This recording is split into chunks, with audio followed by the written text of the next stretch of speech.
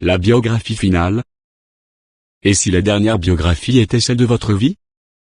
Que contiendrait-elle? Raconterait-elle la façon dont le Saint-Esprit opère au travers de vous, ou ce que vous avez accompli par vous-même? Ne soyez pas découragés si le Saint-Esprit n'a pas beaucoup agi par le passé. Priez à présent avec foi. Demandez à Dieu que son Esprit agisse puissamment en vous, au point de faire de votre vie une biographie incroyable. Une biographie qui dépeindrait une vie tellement surnaturelle, que personne ne penserait à vous en attribuer la gloire. Une biographie qui montrerait la puissance de l'Esprit et élèverait le nom de Jésus, à la gloire de Dieu le Père. Amen. Dieu oublie et conclusion. Je prie pour que vous, lecteurs, ne soyez pas normalisés par les membres de votre assemblée. J'entends par là que nous essayons souvent de calmer les personnes qui sont trop passionnées, trop sacrificielles ou trop radicales. J'ai déjà agi ainsi envers certaines personnes, comme d'autres l'ont aussi fait envers moi. Il y a 2 ans, lors d'un dîner, j'étais assis à côté d'un homme qui dirige une association de sensibilisation au trafic humain. Il parlait de ses enfants qui étaient vendus ou enlevés pour le commerce sexuel. Il décrivait comment ils étaient violés et abusés chaque nuit, encore et encore. Il expliquait que ces enfants n'avaient personne pour les défendre, et qu'il n'y avait aucun moyen pour eux de s'en sortir.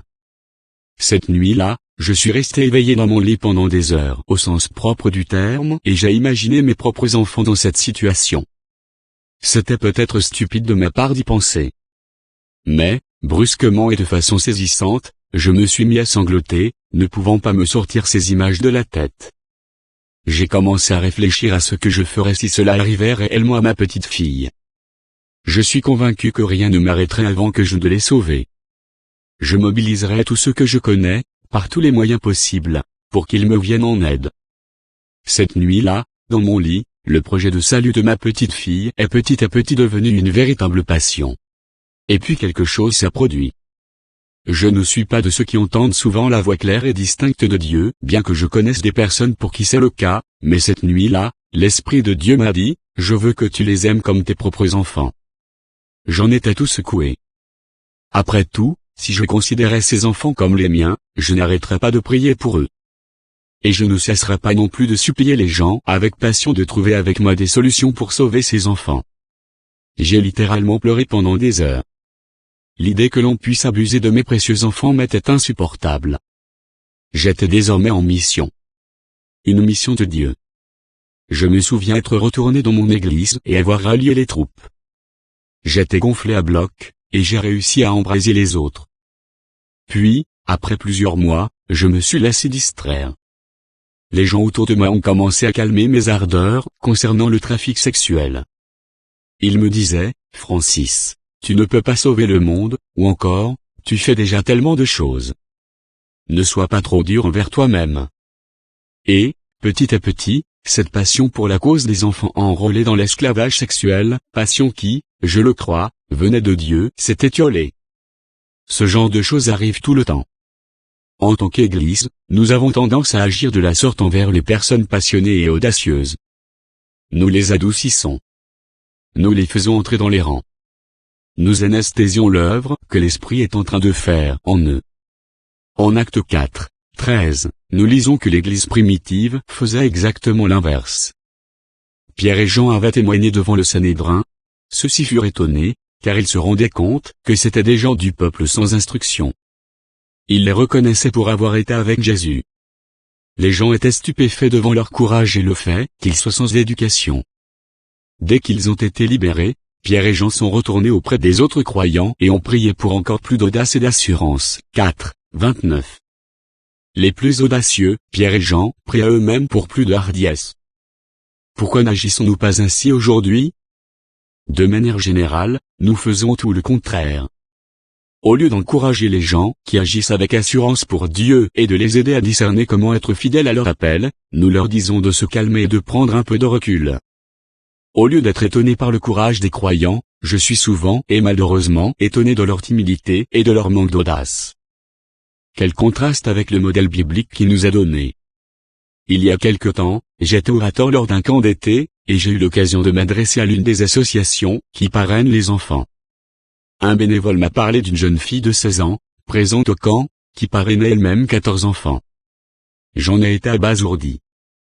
14 enfants à raison d'environ 25 € par mois par enfant, cela représente une grosse somme pour une lycéenne. J'ai discuté avec elle et lui ai demandé comment elle parvenait à réunir cet argent. Elle m'a répondu qu'elle travaillait pendant l'année scolaire, et cumulait 3 jobs pendant l'été, ce qui lui permettait de pourvoir au soutien de ses enfants. Alors que les jeunes de son âge économisent pour s'acheter une voiture, elle le fait pour sauver des vies. Au lieu de dépenser l'argent qu'elle a durement gagné pour elle-même et son avenir, elle le donne à ses 14 enfants, parce qu'elle croit que Dieu les aime autant qu'il l'aime, elle. Je prie pour que les personnes de son église ne tentent pas de la convaincre de renoncer à son appel. Qu'ils ne lui disent pas des choses telles que, tu dois vraiment commencer à penser à toi, maintenant. Ton avenir et ton éducation sont importants. Ce que tu as fait est merveilleux, mais il est temps de réfléchir à ce qui t'attend. Cette fille est persuadée que les enfants qu'elle parraine autour du monde ont autant de valeur qu'elle, et j'espère qu'elle tiendra ferme dans sa conviction. Peut-être que son amour et son esprit de sacrifice résisteront au découragement. Ma femme et moi avons récemment décidé de donner l'intégralité des droits d'auteur de mon premier livre, Crazy Love *, à la Fondation Ésaïe 58. Tout l'argent va aux nécessiteux dans le monde, les affamés, les malades, les pauvres et les esclaves du trafic sexuel. Nous nous sommes dit que si nous gardions tout cet argent, nous finirions par le dépenser pour des choses inutiles. Nous savions que, sur le long terme, dans 80 ans, nous n'aurions aucun regret. Mais si nous achetions des choses qui ne dureraient pas au-delà de notre temps sur Terre, nous finirions déçus. J'ai été quelque peu choqué et découragé par certaines réactions. Les gens nous ont dit que nous agissions comme des fous et des irresponsables avec les dons que Dieu nous a accordés. Selon eux, nous aurions dû en mettre au moins une partie de côté, en cas d'urgence. J'ai répliqué, parce que des enfants au Cambodge et en Thaïlande, et même aux États-Unis, qui se font violer chaque jour de leur vie, ce n'est pas une urgence? Pourquoi est-ce que ça n'en est pas une? Trop souvent, l'Église enseigne par inadvertance que le trafic sexuel n'est pas une urgence. Est-ce qu'une urgence est réellement une urgence seulement si mes proches ou moi sommes touchés? Je ne suis pas en train de dire que tout le monde devrait donner toute sa paie pour parrainer des enfants.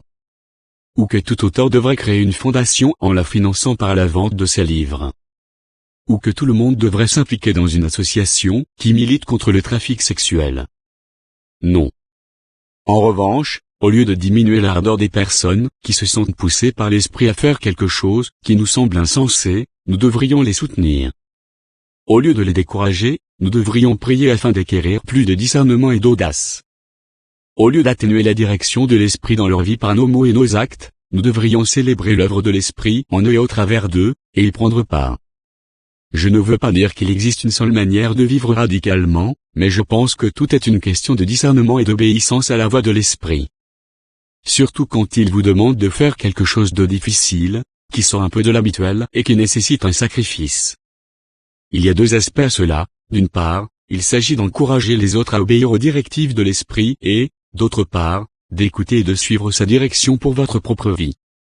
Vous sentez-vous plein d'audace et de puissance? Que votre réponse soit oui ou non, nous avons tous besoin de demander plus de courage et de hardiesse. Pour terminer, je voudrais passer ces dernières lignes à prier avec vous, lecteurs. Esprit de Dieu, nous savons que nous t'avons fait du tort. Pardonne-nous de t'avoir attristé, résisté et éteint. Nous t'avons résisté par notre péché, par notre rébellion et par la dureté de notre cœur. À certains moments, nous avons été aveugles spirituellement. À d'autres moments, nous savions ce que tu attendais de nous, mais nous avons choisi d'ignorer tes directives. Désormais, nous ne voulons plus vivre de cette façon. Nous avons besoin que tu nous changes. Ce n'est que par toi que nous pouvons adorer en vérité. Esprit du Seigneur, c'est toi qui nous amènes à l'adoration. Tu es l'esprit de vérité, l'esprit de sainteté, l'esprit de vie. Merci pour la vérité, la sainteté et la vie que tu nous offres. Nous avons besoin de ta sagesse et de ton intelligence alors que nous cherchons à vivre cette vie. Garde-nous de l'incrédulité et de la peur. Nous avons besoin de ta force pour accomplir ce que tu nous demandes d'accomplir, et pour vivre comme tu nous demandes de vivre. Parle fort et fais taire les autres voix qui nous appellent à nous conformer aux voies de ce monde. Tu es l'esprit de maîtrise de soi et d'amour. Donne-nous la maîtrise de ce nécessaire pour résister à notre chair et pour te suivre. Donne-nous un amour suffisamment fort pour motiver des actes de courage. Manifeste-toi au travers de nous, afin que nous puissions aimer et servir ton épouse, l'Église, comme toi tu le fais. Viens, Saint-Esprit, viens. Nous ne savons pas exactement à quoi cela ressemble ni ce que cela signifie pour chacun d'entre nous, dans l'endroit précis où tu nous as appelés à vivre. Toutefois, nous réclamons ta présence, peu importe ce que cela implique. Viens, Saint-Esprit, viens.